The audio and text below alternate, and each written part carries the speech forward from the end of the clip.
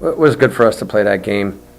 There's a couple factors in that. When you have an open date that deep into the season, it's very difficult to find a game, and our people did a great job of finding somebody that had an open date. So I'd rather play a game than sit it out, because our team needs games to get better. And then at the same time, try to help Jeff with his program too, because he's a friend of mine, and he's got connections to Northern. He coached here before, so it just was the right thing to do. And we got to play a game, and a lot of players got to play. And you don't really know how it's going to go. Okay, you want to say they're a lesser opponent. Well, okay. Well, maybe Purdue was viewed that way before they played Ohio State too, and look what can happen. So at the same time, you go through the process. And, I don't really tell our players a whole lot, but everything we do is a process for development. Now, the guys that are upperclassmen that we inherited when we got to Northern, they don't get to go through the whole thing like the younger guys do. So it's kind of like catch up, and they've done a good job with that. But it was still a good game to play, to execute, to go through all the situations. For instance, Cole gets hit on the hand with a helmet, and he's out of the game, and I'm waiting for the other quarterback to get back in the game. So you go through those little bumps in the road that you want better, as far as just the timing, getting the new quarterback in, not looking around for him, and all those things. So there's a ton of things that go into playing a game that gets your team better. I wanted to play it, and our people did a great job of getting that game in line for us, and it was a good experience. Do you think you'll go with Cole again this week, or are you going to go with Isaiah? Yeah, we'll go with both of them. Okay. They'll both play. And that's where we're at right now. So, yep. But since you've moved on to Tech, what do you expect this week? Both teams are very similar. Both of us have our hiccups that we've got to overcome. I think both teams are pretty similar. They play real hard. They're high-effort teams, and they have to be. Both of us have to be to have a chance, and that's okay. I think that's a good thing. Nothing in life that anybody's ever had that was really valuable didn't come without really hard work and commitment. It just makes it that much better. But they're a real high IQ offense, and it's befitting them because of the kind of student athletes they get, and their academic rigor at Michigan Tech. So they do a ton of things at a ton of different formations, a lot of adjustments to run their base package, which is really good. So they really make you work. And give them a lot of credit. They can execute everything because they're very high IQ players. And so, for us, we have got to be able to match that to have success. And they've got some nice players on offense. They've gone through a little bit of adjustments at the running back, and they're playing a young freshman from Puama, Westphalia. I remember when he came out, and he's the guy that's playing right now. He does a nice job. They got a good fullback, young man from Alpena. He's a dominant player, so we're going to have to, match up and be as physical and violent as he plays, because he does that. And then they've done a nice job with their wideouts. They've got several, but 2 and 5 stand out to me. 2 is the Wenslet kid. He's from Sanford Meridian. I know the school well. It's outside of Midland. It's a small rural school. My brother-in-laws both went there, so I know the school. I know where he comes from. And he's made a lot of plays, number 2. And they feature him. They do a lot of things to get him touches. And number 5's been a good play maker for them with the deep ball and the passing game.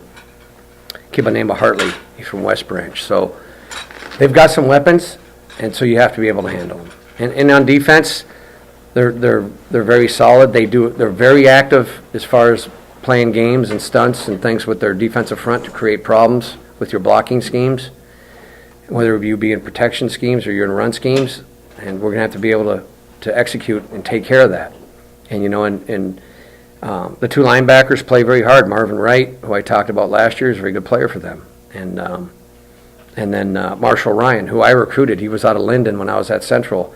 His cousin Pat played here, and Marshall ended up at Tech. Who's going to execute the best? You know what I mean? And we know our issues, and they know their issues. And so who can overcome their issues the best? And so it's going to be a fun game. I can't wait. Is it always different with the players during a rivalry week than it is typical game? It can be. With our program, and I go back to when I was at Western. Well, who's our biggest rivalry? Central. And then I was at Central. Who's our biggest rivalry? Western. So I've been through that for 18 years of that. And what you find is the more you get them lathered up during the week, your focus is off a little bit. You know what I mean? And your attention to detail, because if you want them all stirred up, that just comes with the territory. So try not to do that. And like I always tell our players, a clenched fist gets tired. So you got to time it out, where you want their motivation before the game, and not so much right now. But they know it's there. We had a good meeting last night about this our matchup with Michigan Tech, what it's been like the last few years, and in all fairness, I've only been for one of them, and so as far as being at Northern and Tech, I played them when I was at Ferris, but that's not you don't get the heat in that one. It's a game on the schedule. Let's get ready to play. And so it's about preparation. It's about the process for us right now. And as we get closer to the game, with the right timing, then we'll get them stirred up. What do you expect out of Tech's offense? I expect the bread and butter of what they do, and I expect them to take long ball shots at us. That's what they did last year. I'm looking at the play action pass reel from our breakdowns, and 80% of them were from us last year. And so they'll take deep shots with 2 and 5 and play action and go max protection, and then they'll run the rest of their plan. They're a good gap scheme team. They're a nice, what I call flop and split zone team. They're going to set up their screens, whether it be to the back, whether it be to the receivers. They're going to do all the things they do, and they're going to do it they're going to present it different because they do every week. Like I said, they're a high IQ offense. What they do is very sound and fundamentally good. They just give you different looks and change it up week to week, and they'll game plan you. Where, for instance, if you play a 9 technique, they're going to attack the C gap. If you don't play a 9 technique, they're going to go somewhere else. So you're getting ready. Okay, what did they do against Ashland? What did they do against Wayne State? What did they do against us last year? What did they do against Saginaw? And you look for how they attack people, and then you've got to have the foresight to adjust that to what you look like as far as your schemes go. And so, defensively, they're very similar to us. They're a 4-man box. They're 2 linebackers. They're 3 safeties and 2 corners. And so, even though they play a little bit different than we do, coverages and adjustments and things, it's still very similar. They're just a little more active with the games in the front, and Vinny can tell you all about that. Those are situations when you lose in the kicking game, your percentage of winning the game drastically decrease. So we got to be good there. We got to win the kicking game. You got to win on offense, execute, control the ball, score points, be productive. And on defense, we're going to have to be better with the deep ball because they're going to take our shots. That's where they hurt us last year. They didn't hurt us as much in the running game as they did just airing it out and making plays on us. And we've got to learn to handle those situations better. And at the same time, we can't take penalties, and we got to be better with, hurting ourselves with execution through penalties and things like that. So I've talked to the team about that Monday. That was one of our critical points, is as stirred up and